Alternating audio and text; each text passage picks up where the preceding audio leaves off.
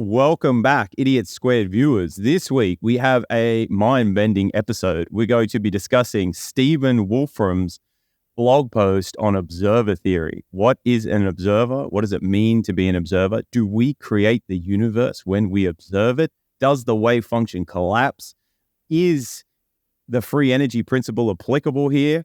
Do systems that persist have to be embedded in the environment and having a relationship via observing and being imposed upon? We don't know. We're going to try and untangle it a little bit, and we're going to dive straight into Stephen Wolfram's new blog post, Observer Theory. Polska, I mentioned this to you just before the pod. You mentioned you weren't too sure. Give us a little bit of a rundown of where you're at with observer theory.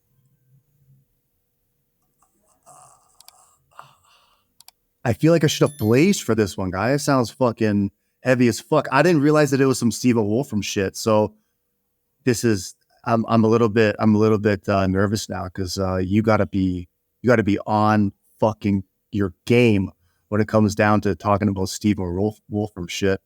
But observer theory, like, I don't know, like, you know, like I was thinking about articles that are observational studies where literally scientists observe something and then, you know, take notes and then discuss about what they've observed and come up with hypotheses that they could later test in more, you know, stringent settings.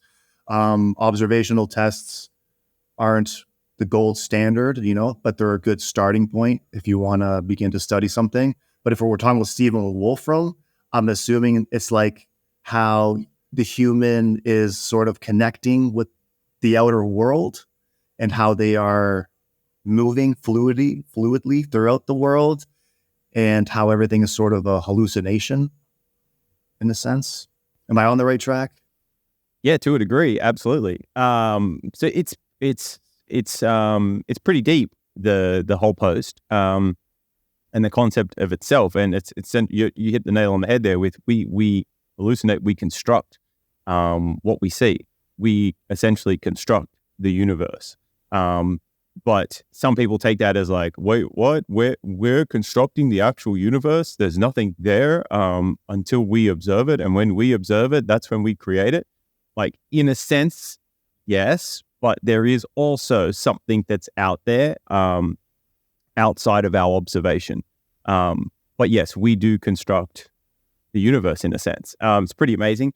But so this is part of the Wolfram Physics project. And this is, after all the things that they've sort of gone through with all of it, this is sort of where they're having to develop a theory to make sense of their discoveries, or the rest of their discoveries. And it's pretty profound. He goes into a lot of detail in this blog post. It's pretty long. If anyone has a spare, 30 to 45 minutes, I do highly suggest reading through it. He is a little bit repetitive and a bit verbose. It would be nice to have you could condense this quite a bit. So we'll try and do a bit of that in the pod here. But essentially, it's quite profound. What it means is, in order to understand the universe at a deeper level, or at a higher resolution, we in fact actually have to understand us better, and what we are, and how we perceive and engage and interact with the universe. And that's not something that initially, when getting interested in this physics project, that you would think would be the case. But it's quite spiritual in a sense, and I thought that was pretty interesting. But yeah, essentially, long story short, observer theory is going to be about getting to understand who we are, what we do, and how we do it at a deeper level. And that will give us greater insights into what the universe is, or a better way of understanding, or trying to understand what the universe is. Interesting, guy. I mentioned this before, but it seems like Stephen Wolfram is going to deduce all of this down to, it's God. It's just God. I feel like that's the conclusion he's going to get to before he goes. So well, it's interesting that you said that it sounds kind of spiritual. Yes, it really is. Like a lot of spiritual teachings are all about, getting in touch with yourself to a degree, getting in touch with that higher power. A lot of religions teach you that, you are God in a sense. Well, God is within you. I take that as being, you are the universe. The universe is within you. And when people refer to God, I think they're actually referring to the universe, or the space of what's possible. Yeah, So agreed. there's so many cool things we can go into. Anyway, I'll just quickly start by reading a bit of the introduction, and then we can go through and do a bit of a distillation of the sections. So the operation of observers. As humans, we have senses like sight, hearing, touch, taste, smell, and balance. And through our technology, we also have access to a few thousand other kinds of measurements. So how basically do all these work? Well, the vast majority, in effect, aggregate a large number of small inputs to generate some kind of average output, which in the case of measurements is often specified as a real number. In a few cases, however, there's instead a discrete choice between outputs that's made on the basis of whether the total input exceeds a threshold. Think distributed consensus schemes, weighing, balances, etc. But in all cases, what's fundamentally happening is that lots of different input configurations are all being equivalenced. Or more operationally, the dynamics of the system essentially make all equivalent states evolve to the same attractor state. As an example, let's consider measuring the pressure of a gas. There are various ways to do this, but a very direct one is just have a piston and see how much force is exerted by the gas on this piston. So where does this force come from? At the lowest level, it's the result of lots of individual molecules bouncing off the surface of the piston, each transferring a tiny amount of momentum to it. If we looked at the piston at an atomic scale, we'd see it temporarily deform from each molecular impact. But the crucial point is that at a large scale, the piston moves together as a single rigid object, aggregating the effects of all those individual molecular impacts. But why does it work this way? Essentially, it's because intermolecular forces inside the piston are much stronger than the forces associated with the molecules in the gas. Or put more abstractly, there are more coupling and coherence inside the observer than between the observer and its observing. Last little bit, and then we'll get into it. We see the same basic pattern over and over again. There's some form of transduction that couples the individual elements of what's being observed to the observer. Then within the observer, there's something that is in essence aggregates all of these small effects. Sometimes that aggregation is directly numerical, as in the addition of lots of small momentum transfers, but sometimes it's instead more explicitly like evolution to one attractor rather than another. Consider, for example, the case of vision. An array of photons fall onto the photoreceptor cells on your retinas, generating electrical signals transmitted through nerve fibers to our brain. Within the brain, there's then effectively a neural net that evolves to different attractors, depending on what one's looking at. Most of the time, a small change in input image won't affect the attractor one evolves to. But much like with a weighting balance, there's an edge at which even a small change can lead to a different output. That's a nice little introduction there. Does anything not make sense? Most of it at this point, to be honest. I was trying to concentrate, but I was following along the link that you sent me, Observer Theory. I'm like, is Reuben reading this? Or is he reading something else? And I realized that you're not reading this, and I couldn't find where you were. And then I'm like, okay, I was reading that. Yeah? What the from fuck? the top. Oh, really? From the top. The post from December 11th, the one I got up? Yeah. Oh, what the hell? I don't know. Well, that's strange. Couldn't find where you were. So I wasn't able to concentrate fully, guys. So I didn't really pick up what you were putting down there. But I'm hoping that you can give me your idiot squared take on it, and then hopefully I can jump in and make some comments about this shit. So essentially what he's saying is that there is just vast amounts of things happening. And what we see or what we perceive is like a coarse graining of that. It's an aggregate view. What we do is we take, billions, trillions, zillions of different things that are happening and we equivalence them. We say that's essentially the same as that. And we sort of lump them together.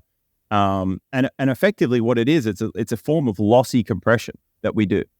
And we've spoken about this a bunch of times on the pod, but there is just the universe. There's so much happening in the universe.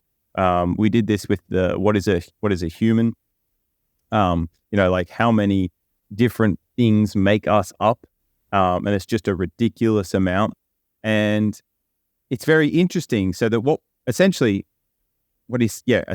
he's saying is there's just so much going on that all we can do as computationally bounded observers is do this sort of equivalencing, or essentially this coarse graining of what's happening. And then so we take that information and then we sort of hallucinate or generate an idea of what we think is happening. It's fascinating when you think about it. So the reason we see the universe and the world and things the way that we do is because of how we actually are. It's not necessarily something that's inherent to the universe. It's a way that the universe can be interpreted, but it isn't actually that. So again, we come back to this concept of all we can do is make maps, and the map is never the territory. Okay, yeah, I'm understanding, because we have talked about similar things in the past where essentially our perspective on the world is common amongst all humans. Therefore, we see the world the same way because we're all viewing it from the same perspective. Like, and if we were to zoom in, similar perspectives. So it's not always the same, but there's a large overlap because we share so much context. Right. That's why we can agree on colors most of the time, or we can agree on what we've seen most of the time. Although we've had this discussion before, when you have someone who has witnessed a crime, sometimes the witness testimony can be a little bit not fraudulent, but it can be incorrect because there's like a little bit of a discrepancy in terms of how well memories are stored and how well people can recall memories. But essentially, my point is that we're generally all looking at the world from the same point of perspective, right? And if we were to zoom in, the world would look much differently. And if we were to zoom out, again, it would look much differently. But because we're all human and we're all genetically, similar, and we're all the same size, and everyone's eyes work relatively the same, we're able to similar, yeah. We're able to sort of agree on what we are observing, right? The sky is blue, trees have green leaves. Reuben is sexy as fuck. So it's doing wonders for your non-gay lives, guy. I feel like you bait people into thinking that you might be homosexual. But yeah, okay. So I just have to pull up two things you said. So the sky is blue. Well, no, it isn't. We perceive the sky to be blue. That's a key one. And it's not necessarily that we all have the same perspective. What we do is we share a scale that we perceive and interact with reality at. Therefore, we can agree. There are overlaps, and we can agree on things being similar, right? There's a really funny thing. We were actually just talking about this in a completely different context off the pod, but same, but different. And that's essentially what we do as observers, is do a whole bunch of same, but different equivalencing. But does that kind of make sense? So the sky is not blue. That's how we perceive the sky to be. it's a convenient coarse graining. So instead of seeing all of the molecules bouncing around like this, the immense complexity there is, we just coarse grain that and go, that's up there, that thing that's blue, right? But again, we're hallucinating that image. We don't actually we can't actually directly see the sky, so to speak. All we do is we get all of those photons that hit our eyes, and then our brain equivalences a bunch of that and says, yep, that thing, we're going to hallucinate that that's a sky and that it's blue. Did you know that humans didn't always perceive the sky to be blue? Yes, back I in the actually day, we did. perceived it as black. Did we have this discussion? I thought I saw this. Yeah. Oh, okay. Because back in the day, certain colors were sort of developed in language prior to other colors, right? And I believe amongst many cultures, it was generally the same first color that came up in language, and it was either green or no, it was red. I'm sorry, it was red.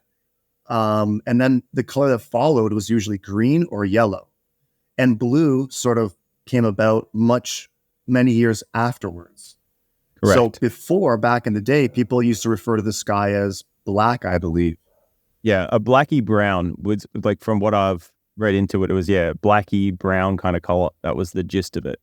But isn't that crazy? Like their actual perception was different because it took a while to sort of develop this resolution of passing the universe. Like, and it's funny because, like, we used to have black and white, and like we kind of came from that too, right? Like we actually evolved with that as part of our, like, we went through a whole development of our sensory apparatus, and the more that those things developed or fine-tuned, and the higher the resolution we could start to see or start to hallucinate. So it's not that the sky is blue. It's just that we're all in agreement hallucinating that the sky is blue, and therefore we just say that it is blue. Correct?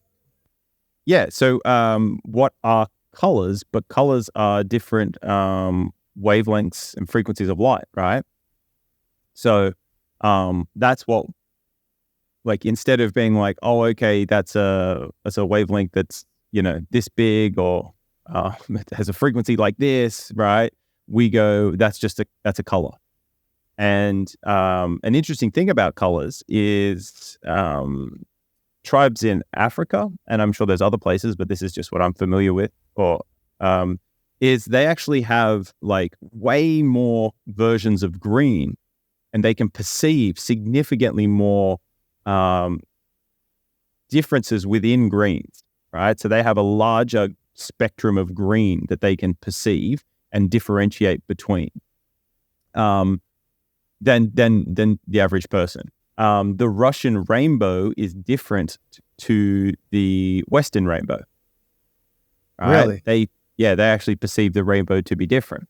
And so it just shows you that although we think that we all see the same things, and if we see something, oh, that thing really happened. So there's one of my favorite, bad sayings is seeing is believing.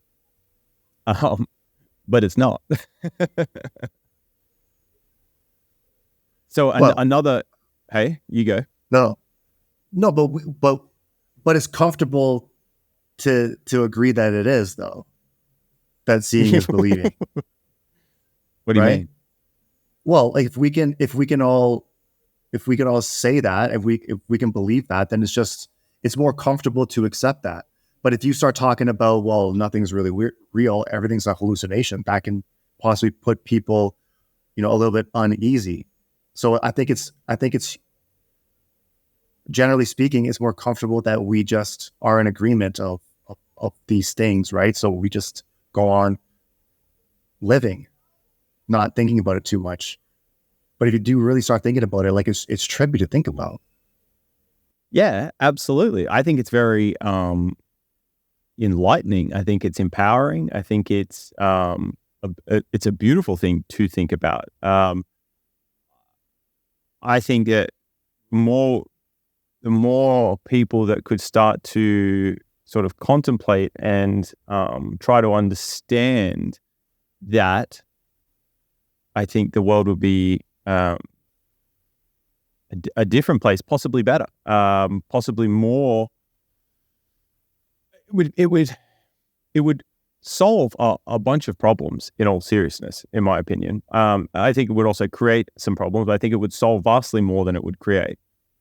What you're trying to get at there is like it at a course level, it works enough to say like it's an okay model to think that what you see is real or is actually happening, because we've been sufficiently fine-tuned to approximate reality, like pretty decently. Like it seems to work for most people doing it that way, and I think that it is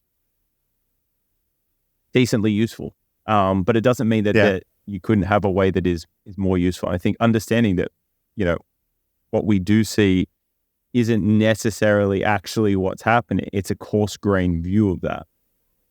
I'll give you an example. Oh, sorry. I'll let you finish. No, go.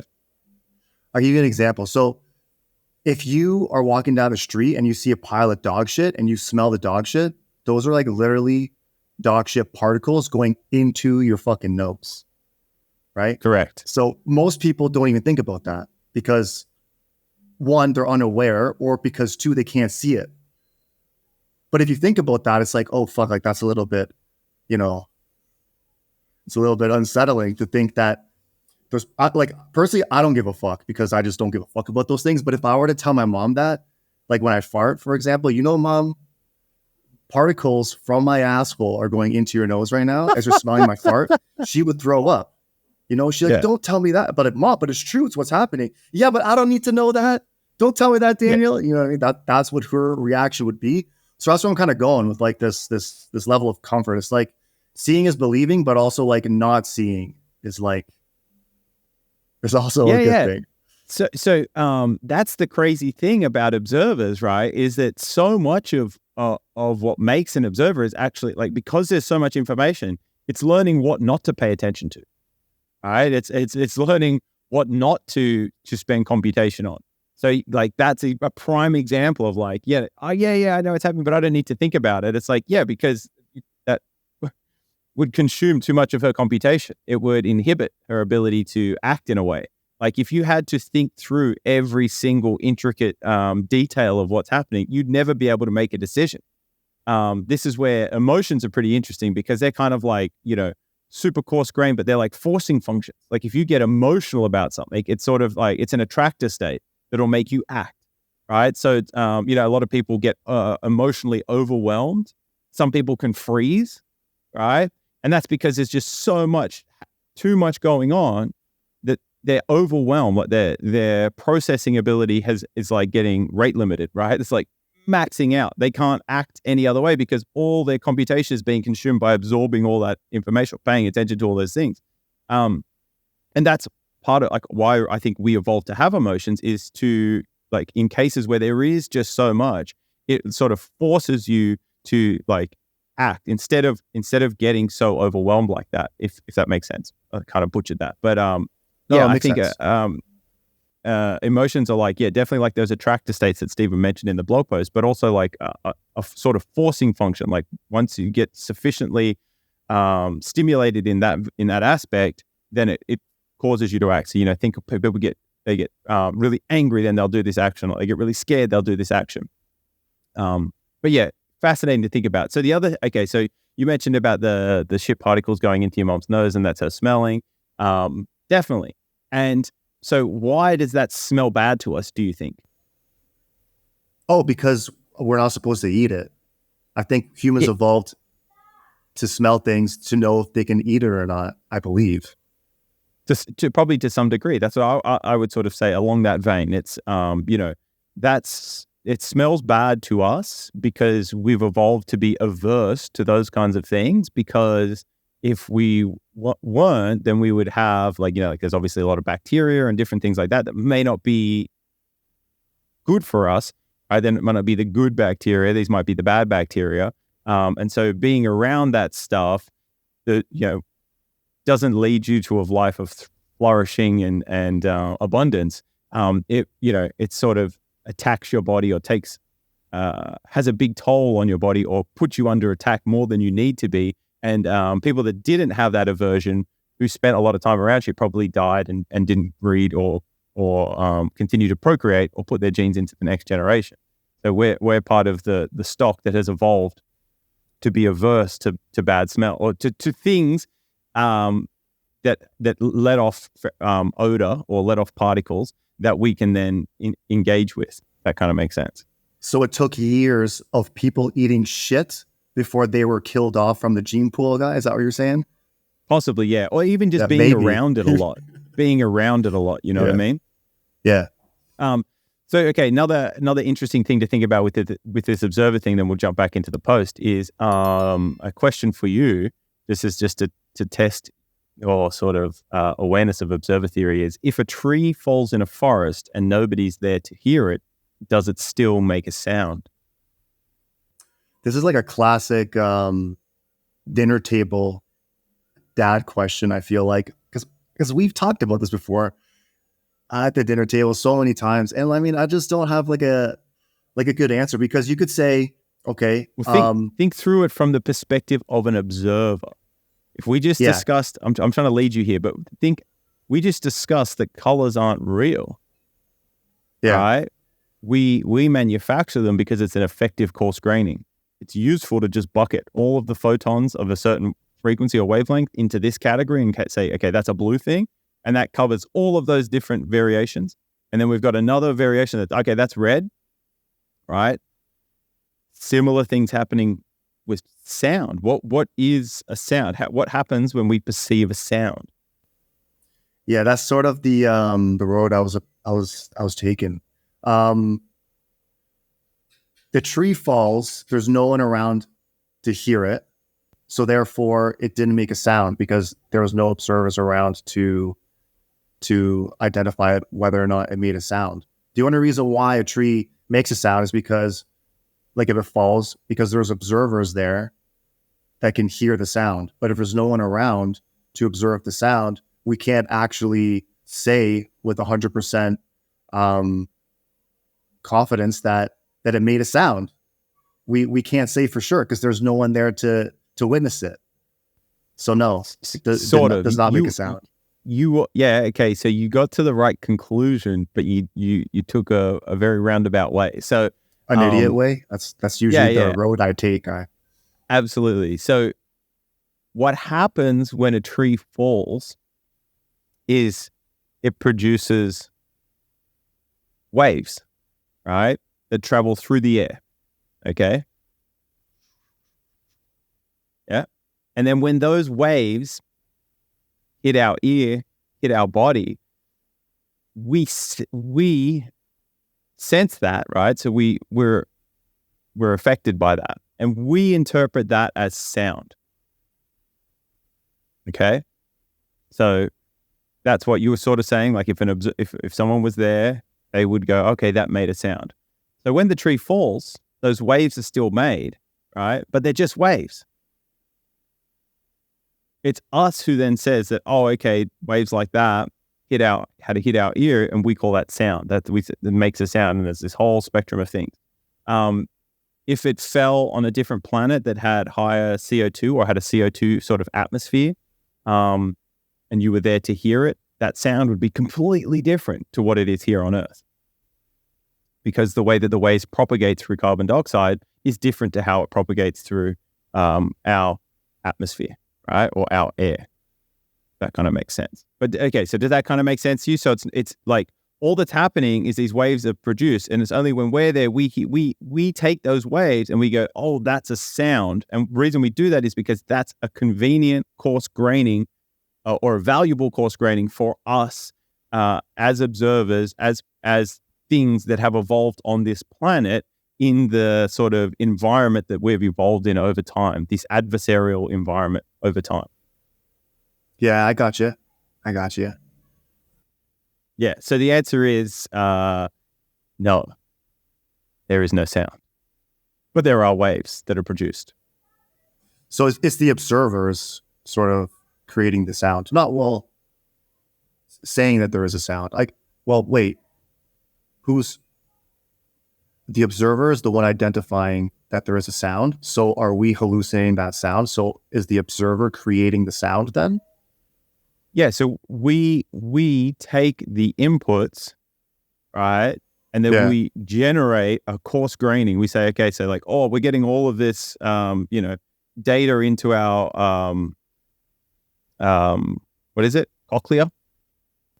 Yeah, cochlea. I don't know. We're getting it in our ear, right? And then all those signals, those different oscillations, right, get transmitted to the brain as information. And then it goes, oh, that's like, let's make this sound because that's a convenient sort of aggregation of all of that information that's hitting us. We can then just summarize it as this, which is what we interpret as sound. But it's like, it's taking all of the variety, like an immense amount of things that are happening, and it's sort of coarse graining. It's equivalencing a bunch of those, and it's turning it into what, it's producing the sound. Or we're hallucinating that sound because it's it's shown to be a rather effective coarse graining of what's actually happening. Like, that's so cool as fuck to think about, that if the same tree fell, but just like on another planet with a completely different set of rules, the effect would be much different, or, well, the sound, the perceived sound, the hallucinating sound. If we were there to hear it, it would sound very different to how it sounded here. But at the end of the day, all that happens when a tree falls is it creates a disturbance in the environment.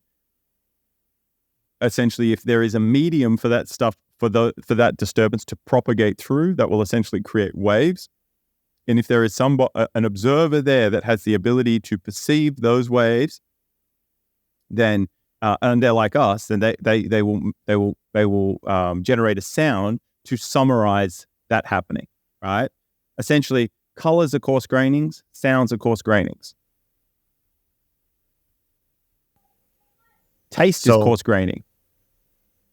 Yeah, that's wild, eh? And it's all super specific to our environment. Like we were sort of evolved from our environment, so everything about us is super adaptive, like specifically to our environment. It's really interesting. Like, if an alien came from like a world with different set of rules, like it would be a completely different reality for that alien, a completely different experience, because they were created, or they evolved from a place with a completely different set of rules, right?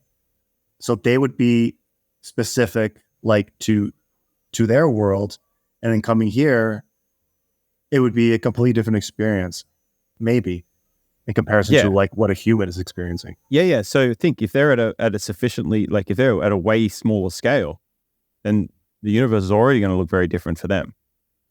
And so scale matters in this, but then sort of, if aliens came, could we even see them, so to speak? Like, how would our brain know to like make predictions about what that thing is? And then we'd be like, oh, the aliens look like this. Well, do they? Or is that what you've hallucinated? Right? Yeah. And so it's kind of like you have to have a model for something to generate it. And that's essentially what we're always doing, is we're continuously testing models, generating models, coming up with new ways, forgetting ways. Like it's this continuous it's with Wolfram stuff. They say that it's a discrete process, but given enough discrete things, it's convenient to say that it's continuous, right? So we perceive time to be continuous, right? Like, we think that it's all just it's continuously happening, but at the smaller scale, apparently it's discrete. Apparently there's a frame rate, right? There's definitely a frame rate with our brains. The speed of light is really fast compared to how quick our brains can process things, which is what they're now saying is why we tend to perceive the universe to be three-dimensional, which is pretty trippy. Okay, so let's get into the blog a little bit. We got slightly sidetracked there for a bit. Let's get into the blog a little bit more. All right. So let's just give some like very coarse grain summarizations of this blog because it is very lengthy. But again, highly recommend reading it. It's very interesting. Observation as fundamental.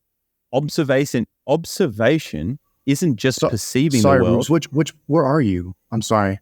I'm going to read a small summary of the blog post just quickly.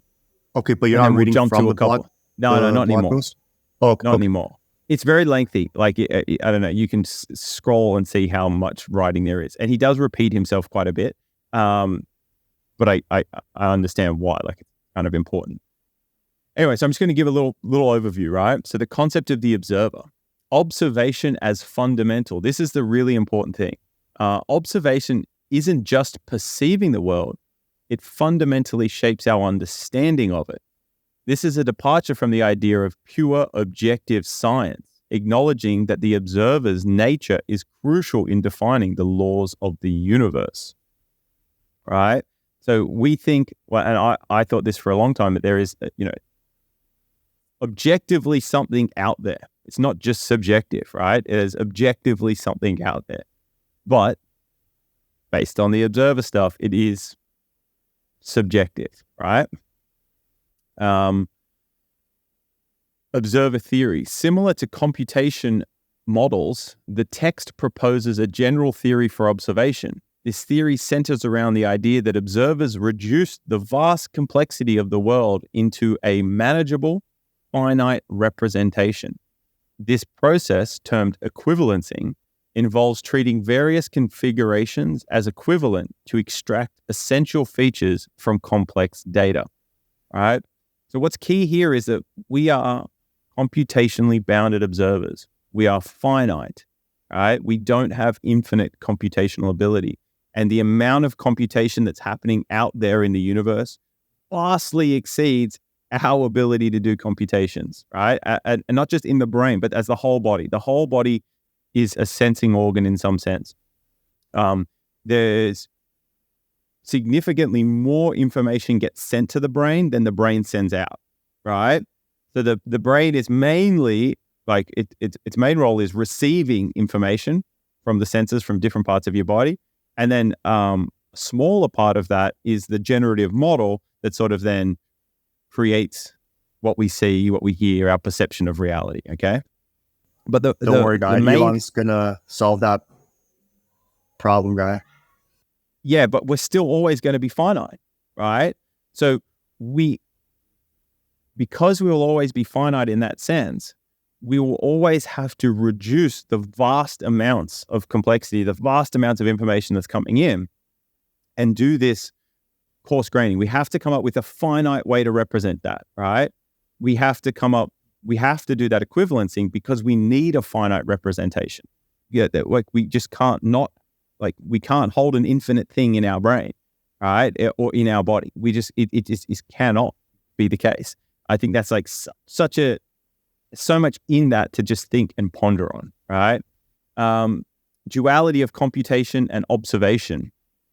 There is a duality between computation, generating new states, and observation, equivalencing states. Both are interdependent, with observation underpinned by computational processes. Role of reducibility and irreducibility. Despite the immense complexity and computational irreducibility of the world, the universe, slices of reducibility exist, which observers focus on to create a simplified, understandable narrative of the universe. Does that kind of make sense? Yeah. I feel like this is just ways that humans can feel more comfortable. You know what I mean? And also, it's a way to make a sense of this immense complexity that's happening. It's a way to say something about all of that stuff, right?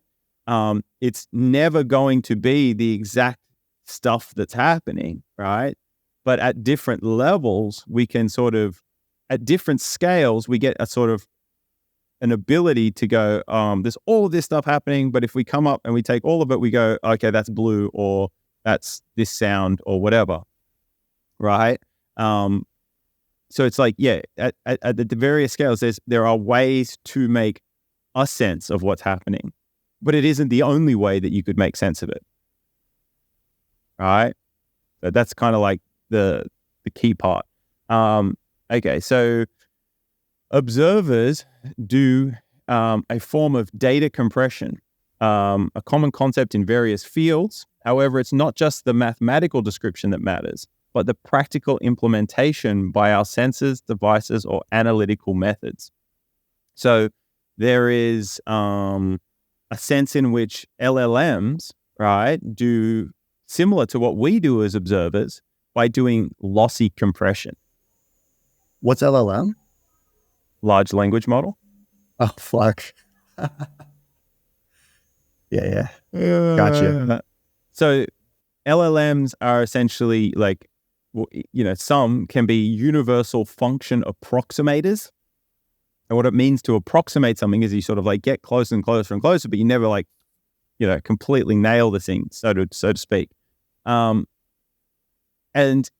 we, in a sense, do that as well.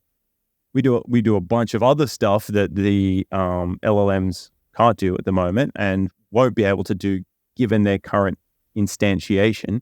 But it's interesting to think that, the reason why these generative models, LLMs and things, seem so amazing, and they are rather amazing, is because they're doing a similar thing to us. They've found a way to do, lossy compression on vast amounts of data. That's also something that we do, right? Ties into this generative model thing. So sensory and measurement processes. Observers, whether human sensors or technological devices, work by aggregating numerous small inputs to produce a simplified output. This aggregation often involves equivalencing states and evolving them to a common attractor state. The end point of observation. For humans, the end point is the creation of a mental impression, which is subjective and unique to the individual and to each individual. So again, we might have overlaps, but what you experience, if I go, yeah, I understand what you mean, to some level I sort of do, but I can never truly understand exactly what you're thinking or how you see it, right? When we use the terms like, I felt the same way, right? Well, at some level, yes, there is no way that our experiences were exactly the same. They could be similar across a couple of different, vectors, but there's no way that it is exactly the same because your state is unique to you and who you are, your shared history, your all of that different stuff, and mine is unique to me as well, right? Like when you go. Sorry, I keep cutting you off. I always think that you finish your point, and then that's when I try and jump in. But my timing is horrible, dude. My timing is fucking horrible. We are across an ocean, so it's okay. Yeah, subscribe to the fucking channel, and let's get these views up so I can make my way over to where Rubes is, and we can get a studio going. Good sales pitch. Okay, yeah. What were you gonna say? Do you think? Well, I mean, I would say, could we say it in this way, that humans compress data at different levels? Like we're all compressing data differently. Yeah. And that's why that we would perceive things differently and our emotions would be different. Even like intellect, right? Like there's some people, for example, Elon Musk, his compression of data is much lower or higher, however you could word that. Yeah. Then I don't know, me. You know what I mean? So the way that we compress data, it could be, I don't know how different it would be because we're still human, we're still human beings, but there for sure is a different amount of compression being done from human to human, which is really like interesting to think about. Definitely. So one thing that's interesting to think about here is like, intimate experiences with somebody else, right? Like, so, love or passion or a shared moment with somebody else. And why is that so powerful and the rest of it? Essentially, what you're doing is you're aligning closer and closer to a shared experience, right? And those really amazing moments of feeling connection, feeling seen, that love, all of those things are tied into that whole, you're getting closer and closer to sharing the same state. That makes sense. Right. And that would be an immense feeling of love and passion and all of that, all of those positive affect kind of vibes. Right. And that's because you two people as observers, right, are getting closer and closer to a shared state. And that would be, the moment of joy and happiness and love and those types of things. But it's fascinating. I'll read the last couple of things and we can then go off on some tangents. Okay, so for humans, the endpoint is the creation of a mental impression which is subjective and unique to each individual. The concept of observer theory extends beyond physical observation. For instance, in mathematics, we operate as mathematical observers using the same principles to derive mathematical laws. Right? So this is another crazy thing, is that it's observers. It's observers all around, really. So in math, what we're doing is when we pick an axiom system, right, a set of axioms to build a mathematics from, we are essentially picking a reference frame. We're choosing to observe the mathematical universe in this kind of way, right? We're choosing to take this as a thing and we're choosing to forget everything else, right? And then we see, what can we build from this thing? That's a reference frame. That's an observer state. If you change your observer state, you can go and explore different mathematics. Bonkers, right? Because it's so specific to the rules that we perceive. I can't even say the rules that we have here, but to the ones that we perceive based on the evolution of us. Yeah, because it's just so crazy to think about that all of this is just like a hallucination. Like nothing is really real. Like what is reality when someone says, "Oh, you need to face reality"? Well, okay, what the fuck is that? Yeah, is that just something which that reality, we agree on? homie?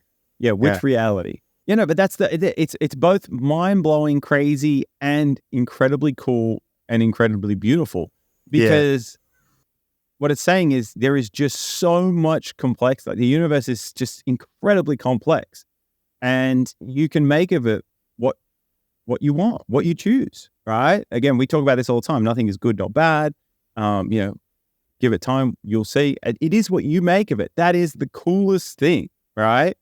Is like it's there to be, for stories to be made about it, right? And you can pick your story. We have discussed this across many different topics, but with religion, with beliefs, all of these different things. Beliefs is like a set of axioms that you hold to be true, which means you're going to see and interpret the universe in this kind of way. So pick some good ones, right? Pick really useful ones. Pick fun ones. Pick ones that lead you to have a fantastic life, that allow you to explore the space of what's possible. We live in this possibility space. Why wouldn't you want to go or be able to explore and experience it to the fullest? And that doesn't mean just seeking happiness or just seeking it. It means explore the full spectrum of what's possible, right?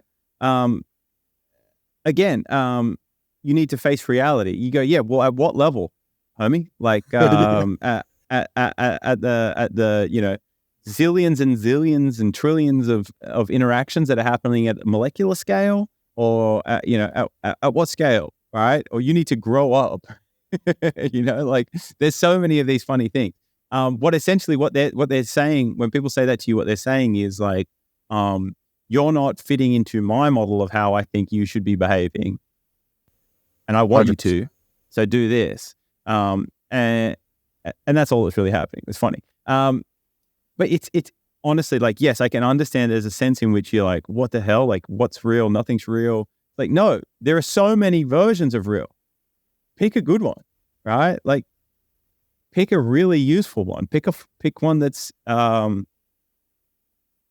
that allows you to live a life that you'd like, or think to yourself, like, what sort of life, how do I want to see this universe? Like, how do I want to perceive this reality?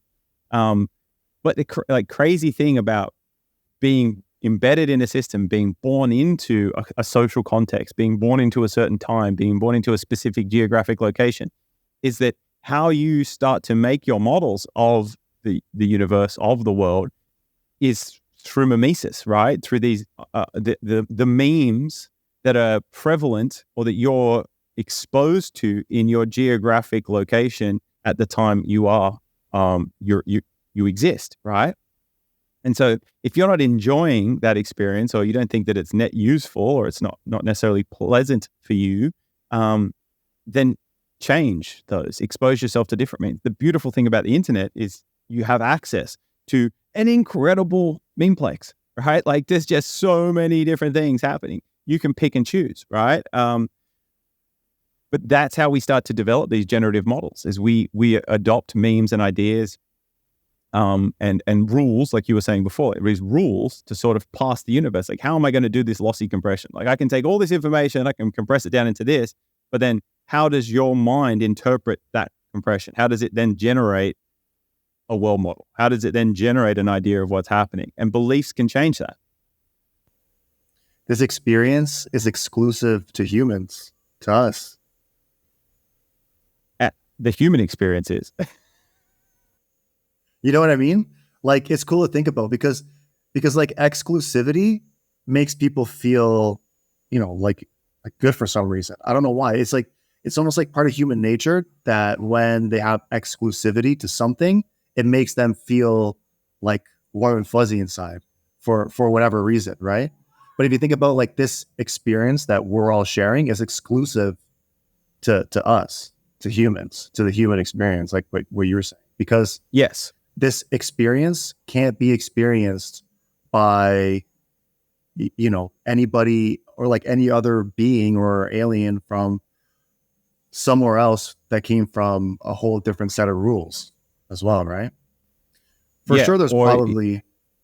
There could be overlaps if the things existed at similar scales and had like, a similar evolutionary or shared context, give you that thing. But yeah, I know exactly what you mean. Like, this is genuinely unique to us.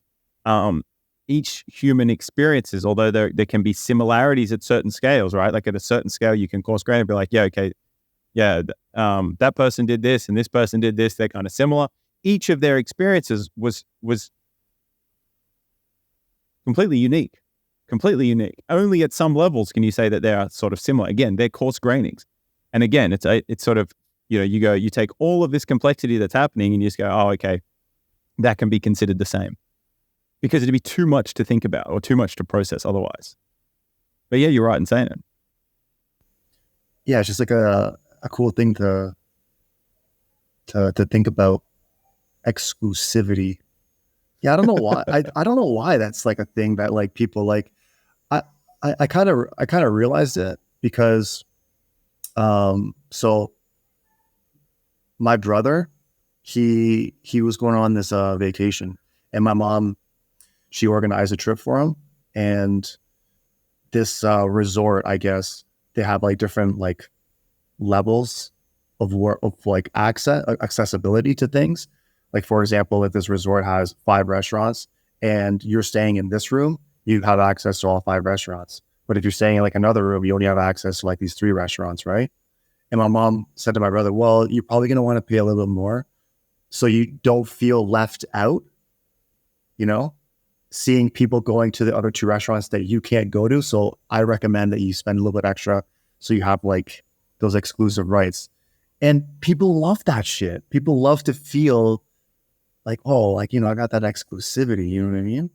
I guess it makes them feel powerful, maybe, or I have something that you can't have, right? Because if we all had the same shit, then people wouldn't be flexing. But for some reason, for a large class of people, it probably makes them feel unique. It helps to differentiate them from the crowd, so to speak. There is some inherent aversion to equality in that sense, like all being the same. And I think that's a beautiful thing. A lot of people think that, we should, like equality is the number one thing. No, we want the difference. We want diversity. Like we want to have a vast difference between us as much as we want to have, to understand that we are all human in some sense, like we can all share that. And that we all have our own inner experiences. But yeah, I think that could be something to do with like, I think that's something we probably evolved with to stop us from all wanting to be the same thing. Like, in your body, what makes you is that your cells differentiate from one another, right? Groups of them choose to be similar, like your liver cells, your kidney cells, your skin cells, etc. Your brain cells, like your eyes are actually brain tissue, right? They differentiate across different trajectories to form the different parts of your body. But at the same time, they all come together to create the whole. And so that differentiation allows for this amazingness and for all of this and this perception and everything else. The craziest thing about observers is like we're observers, okay? Our cells are observers. Our organs are observers. We don't know how low this goes, but my little, what I'm starting to think is more and more plausible is it might go all the way down, right? Like to be an observer could actually go down to the base layer. And I always sort of looked at people who were panpsychists as being like, what the fuck? What? Panpsychists. I think like what's a panpsychist? Panpsychists think that like everything is conscious, right? Like the universe is consciousness kind of thing. Okay. But I think that as soon as something starts having sort of getting entangled with something else, or there are interrelations between things, I think that is the process. Like essentially what Wolfram's saying here, I think this is where he's going to get to, is that that's an observation. Becoming entangled with something else is an observation. It's actually the only way you can observe something is to be entangled with it. And so maybe it is just like observers all the way up and all the way down. Maybe, guy. Do you think so? Then, do you think the human brain, has the ability to adapt to a different observer state? Yeah, you can see that, right? Like, you can become aware of a new word, and you will start to observe things differently. When you say state, what do you mean? I mean to a different set of rules. Could we evolve? Could the human brain evolve to adapt to a different observer state, like a completely different set of rules? We would interpret the universe very differently? Yeah. Like if we were to go to, I don't know, like we keep using the different planet or different galaxy example, but because it's a good one. But if we were to go somewhere else and, no, because the input might look different, but the compression would still be the same. No, so it's pretty plastic, right? So learning a new concept is essentially changing your observer state. Learning a new idea is like, learning a new concept is like developing a new compression algorithm, or a way, not necessarily a new compression algorithm, but a new way to interpret the compression, right? So we're always able, like our sensory apparatuses, and the brain is plastic, and so we can change that. Like again, something bad can happen to you, and you can change how you think about that thing, and it's no longer bad. So that's changing your observer state. I think you're trying to say it in some other sense. I don't really understand. I don't know if you understand it.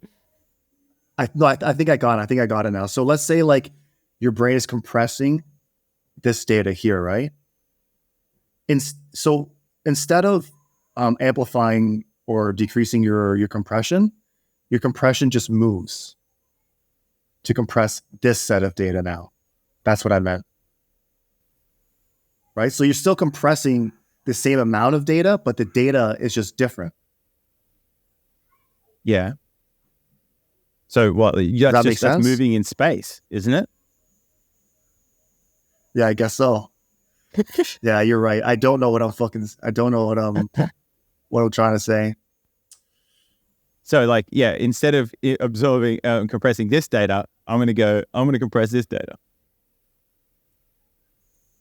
Yeah. All right. Yeah. I see what you're saying. I think I know what you mean though. If we go somewhere else in like very distant in space, will we still be able to compress that? Well, yes. If we still get signal or if we can still receive signals from things that are similar to what we've been receiving, we'll be able to do that compression and see stuff. But like when you look out into the vastness of space, it's just black, right? Yeah. Because we're not getting the light. There isn't the light to communicate it. That's what makes having a sun near us so useful, is that it produces the photons. Those photons hit things, then they bounce off and they hit our eyes, and that's communicating the information of what that thing is, right? So when you see a rock, you're not really, all you're doing is you're getting hit by photons that hit that thing, right? And then that hits you and your brain goes, oh, based off those photons, we're going to say that that's a rock right there. And it looks like this because that's been useful, right? That's a pretty good approximation. It's been useful for us as a species to evolve to be able to perceive and hallucinate that thing, that the photons are hitting and reflecting into us, is a rock.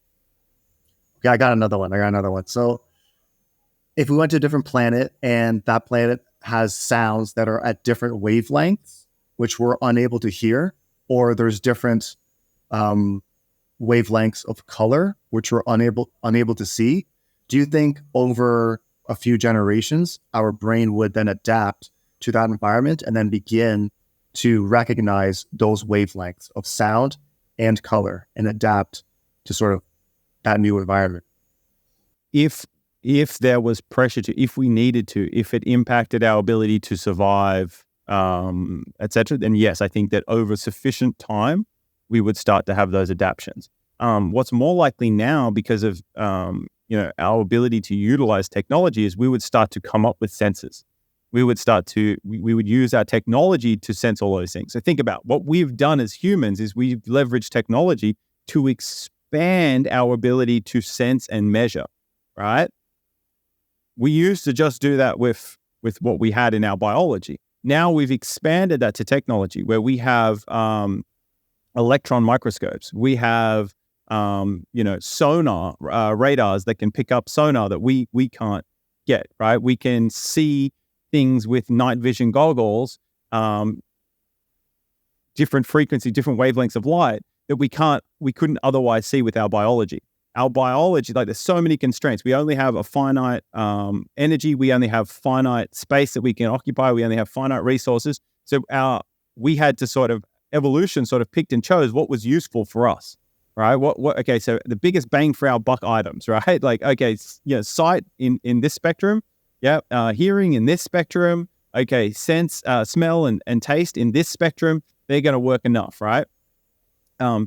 But that's only a subset of the possible space, right? Of things that we could be sensing.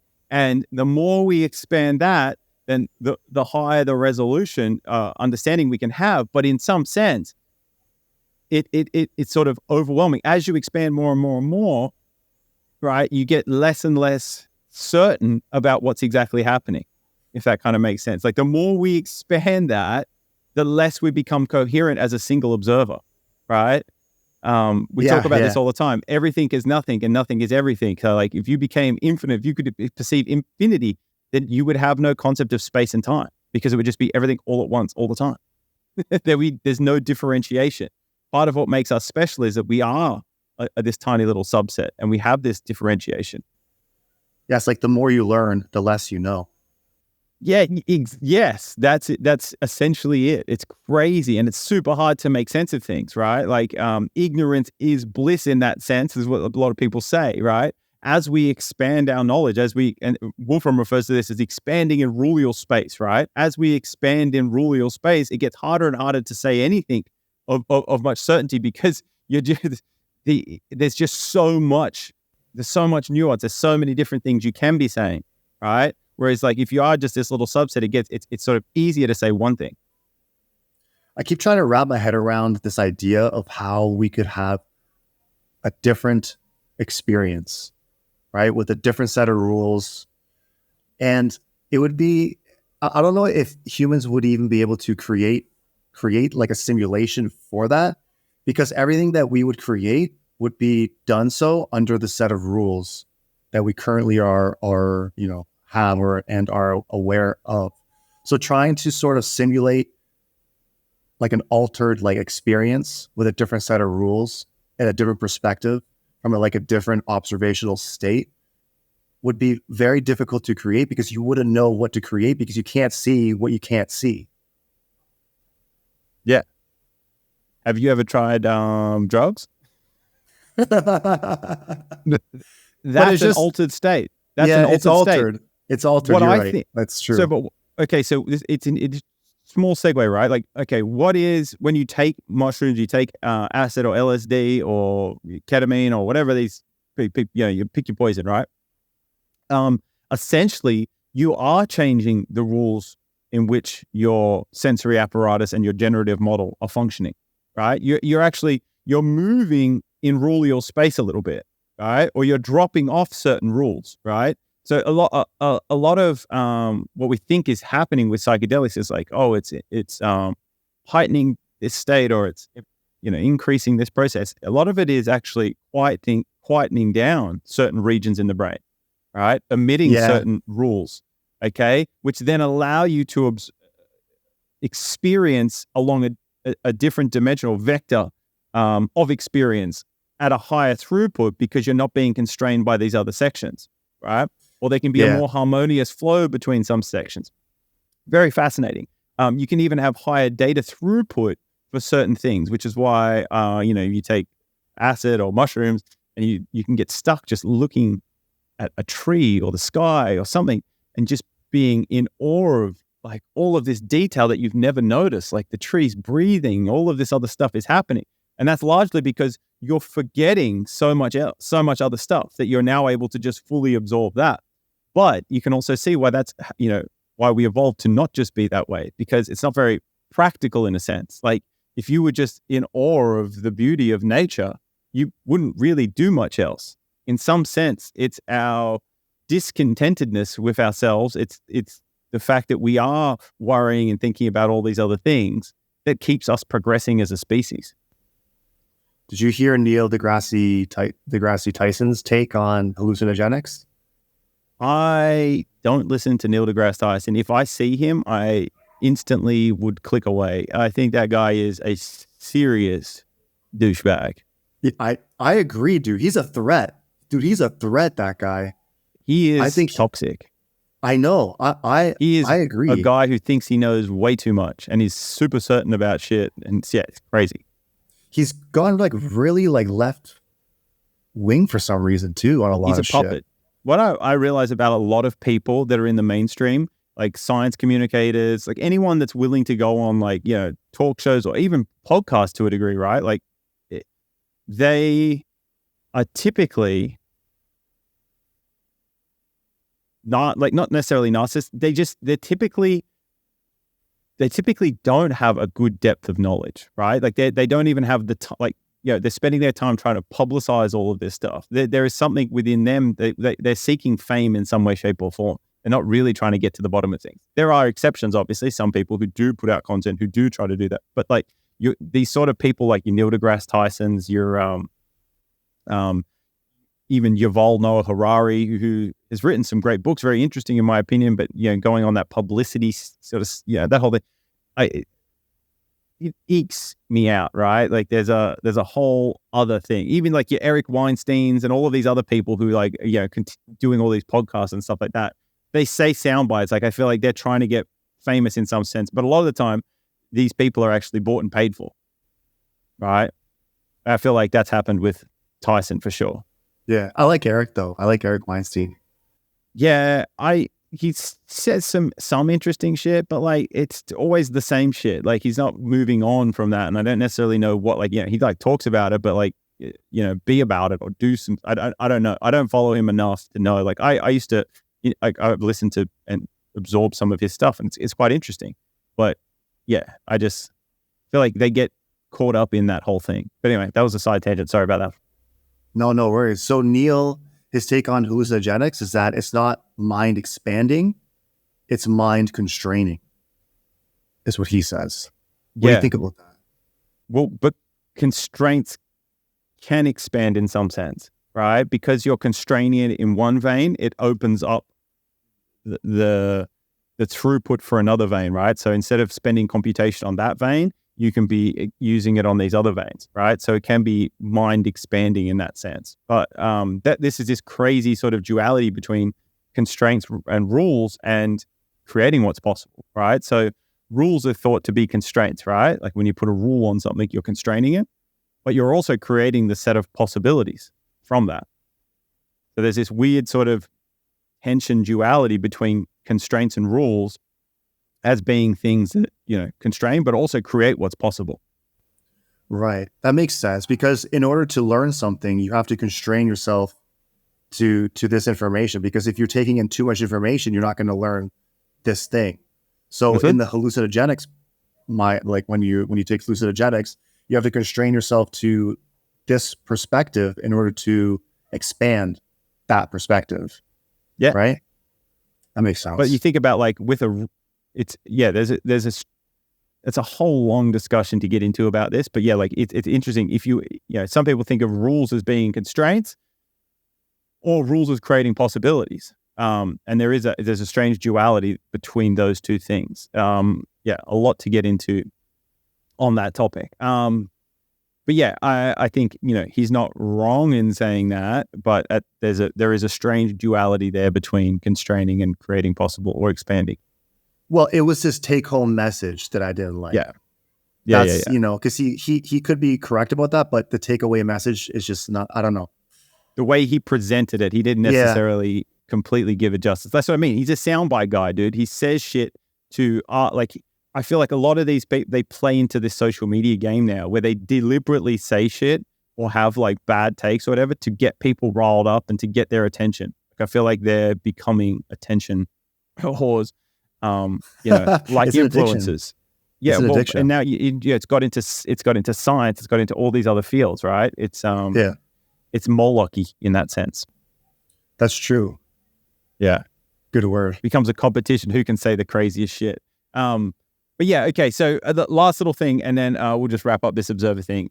We didn't even touch on a tenth of what's in this blog post, by the way. Sorry about that. And we didn't even get into Friston and the free energy principle and active inference and systems that have to coexist, are embedded in a system and have to have this exchange within them. That's observers.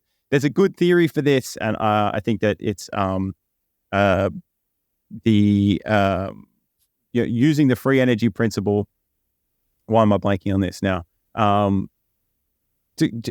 Active inference is the short version using Carl Friston's free energy principle. I think that's a useful path to go down for observer theory. Great blog post, really makes you think. If you've got some time and you do like to ponder these sorts of things, it is something that can challenge your perception, or if you've been thinking about these things along these lines for a while, it's something that is still thought-provoking enough and might give you some solace in understanding that, people trying to understand the universe at the deepest level and coming up with the ways of modeling and trying to understand this are also coming to these kinds of questions and pondering these kinds of things. And it's pretty fascinating. Anything else you'd like to say, Guy, before we wrap? No, so I guess just stay tuned, because it sounds like we'll have a lot more on this topic. Yeah. All right, definitely. I'm going to go have a sauna and ice bath. Fuck yeah. Have a lovely night, Guy. Enjoy. For everybody that's still listening, thank you very much for going through this with us. Slight ramblings, a little bit off topic, but all in all, I think pretty fun to go through it and challenge our perception and remodel our generative models sometimes it is good to do it. Fuck But yeah. have a lovely night, guy. Listeners, thanks for listening. Peace out. Love you, guy. Love you, bro. Peace. Adios, amigo. Adios, amigo.